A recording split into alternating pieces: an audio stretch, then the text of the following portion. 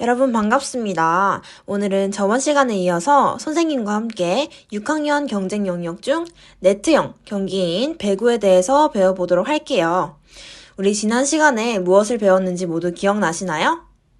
우리 친구들 모두 기억할 거라고 믿어요. 지난 시간에 우리 배구에 대해서 간략하게 알아보고 배구 경기 규칙 5가지에 대해서 배워보았습니다. 우리 이번 시간 수업 진행하기 전에 저번 시간에 배운 배구 경기 규칙에 대해서 간단하게 복습하고 넘어가도록 할게요.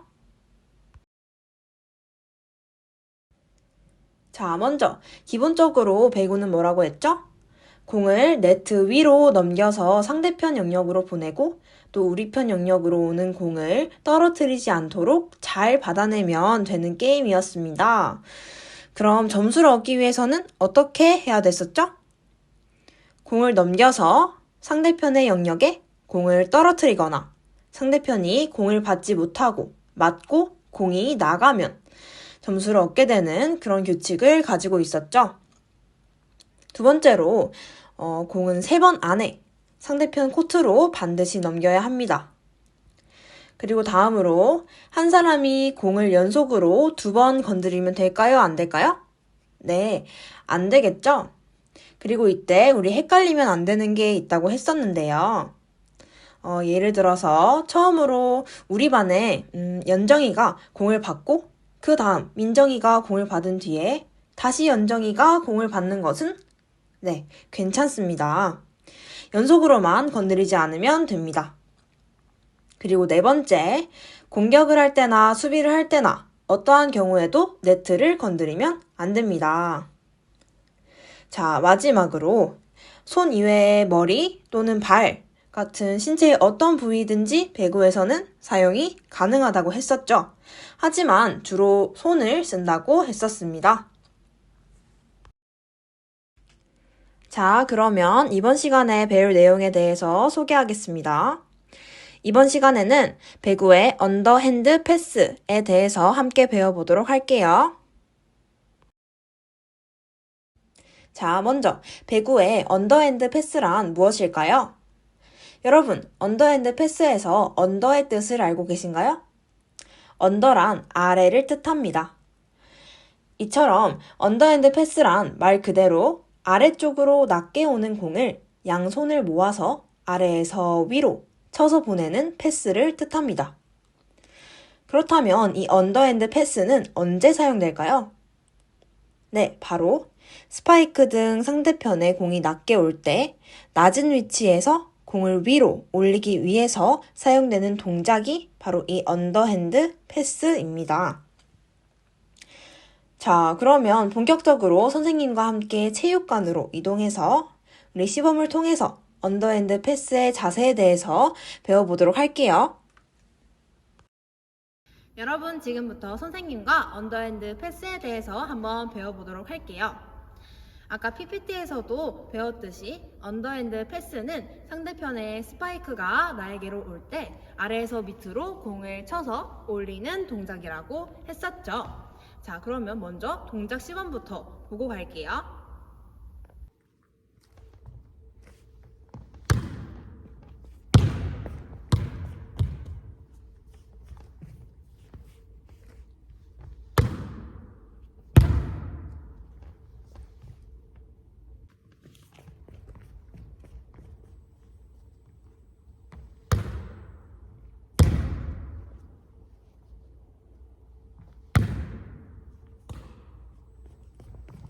자, 그럼 동작을 보았으니 이제 언더핸드 패스에 대해서 차근차근 함께 배워보도록 할게요.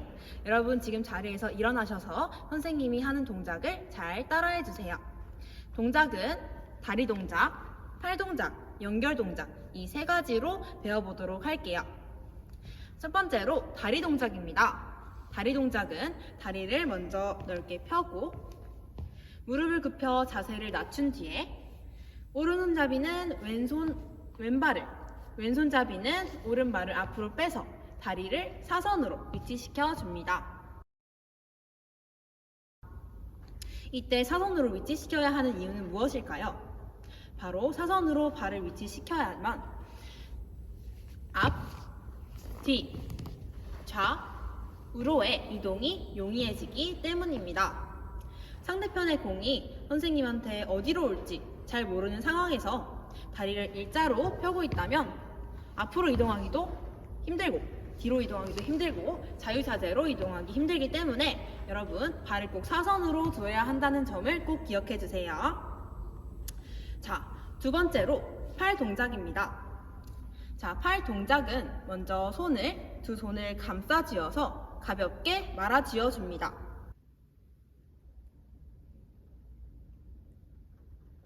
손을 말아 쥐었다면 팔을 쭉 펴주세요. 이때 팔꿈치가 구부러지지 않도록 주의해 주세요. 발을 쭉 편 다음에 손목을 뒤로 젖혀주시면 완성입니다.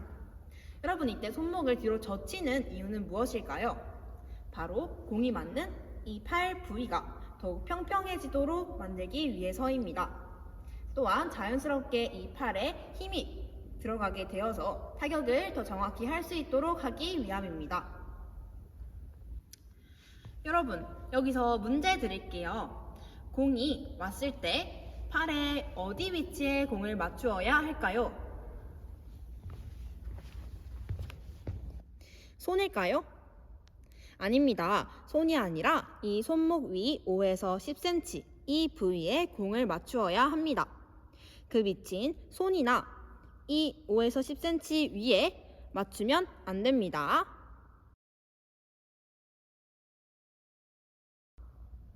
여러분, 여기까지 잘 따라 하셨나요? 그럼 마지막 세 번째 연결 동작을 배워보도록 할게요. 다리 동작과 팔 동작을 연결해서 선생님이 시범을 보여주도록 하겠습니다. 먼저 다리를 벌리고 무릎을 굽혀 자세를 낮춘 뒤에 한 발을 앞으로 빼어 사선으로 만들어주고 무게중심을 약간 앞으로 쏠려줍니다. 그 다음에 손을 말아쥐어주고 발을 쭉 편 다음 손목을 꺾어주시면 언더핸드 토스의 준비 자세가 완성이 됩니다. 공이 왔을 때는 굽혔던 무릎을 살짝 펴면서 자연스럽게 공을 타격 부위에 맞춰주시면 됩니다. 함께 따라해 볼까요?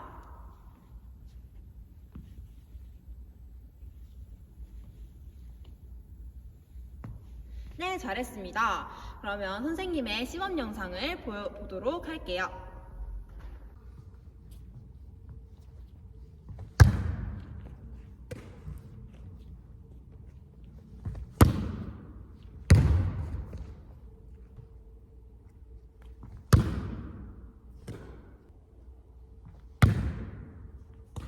자, 그러면 언더핸드 패스의 잘못된 자세에 대해서 우리 함께 알아보도록 해보아요.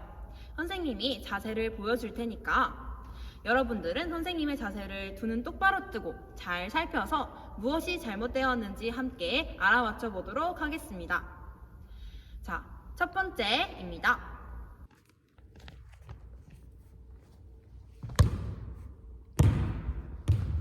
방금 선생님의 동작에서 무엇이 잘못되었을까요? 네, 맞습니다. 바로 선생님이 양팔을 수평으로 두는 것이 아니라 한 팔을 위로 올려서 쳐버렸죠. 이렇게 된다면 공이 다른 곳으로, 이상한 곳으로 맞고 튕겨나가 버리기 때문에 정확한 패스를 할 수 없게 됩니다. 자, 두 번째입니다.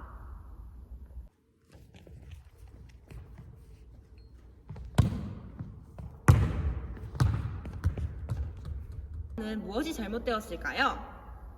네, 맞습니다. 바로 동작을 할 때 팔꿈치를 구부려 버렸죠. 팔꿈치를 구부려 버리게 된다면 공이 이 손에 맞고 나에게로 오거나 또는 뒤로 빠져버릴 수 있기 때문에 패스를 정확하게 할 수 없게 됩니다. 다음으로 세 번째 자세 보도록 할게요.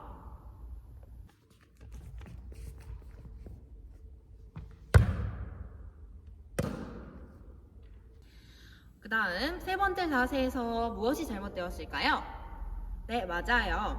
바로 정확한 타격 위치를 놓쳤죠. 타격 위치는 어디라고 했죠? 손목 위 5에서 10cm인데 손이나 그 위에 맞게 되면 또 정확한 패스를 할 수가 없게 됩니다. 여러분께서 이것을 꼭 주의해 주셔야 해요. 마지막 자세입니다.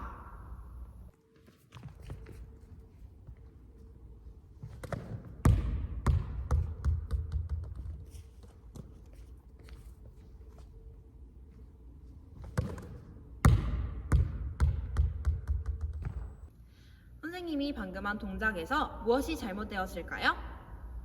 네, 맞습니다.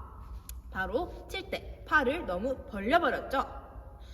정말 주의해야 될 것은 언더핸드 패스를 할 때 두 팔을 최대한 서로 붙여주시는 게 좋다는 것입니다.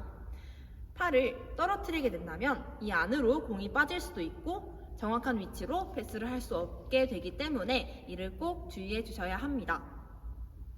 따라서 우리는 올바른 자세로 언더핸드 패스 연습을 해야 합니다. 그렇다면 이 언더핸드 패스를 어떤 방식으로 연습하면 좋을까요? 먼저 혼자 언더핸드 패스를 연습할 수 있는 방법에 대해서 알아보도록 합시다.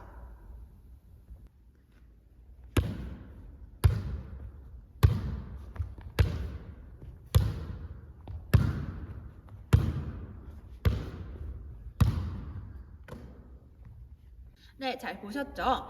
공을 혼자서 계속해서 치는 연습을 하다 보면은 더욱더 타격률이 높아지고 더 배구를 잘할 수 있게 됩니다. 따라서 우리 여러분들은 열심히 연습해서 배구를 잘할 수 있는 그런 우리 친구들이 되도록 합시다.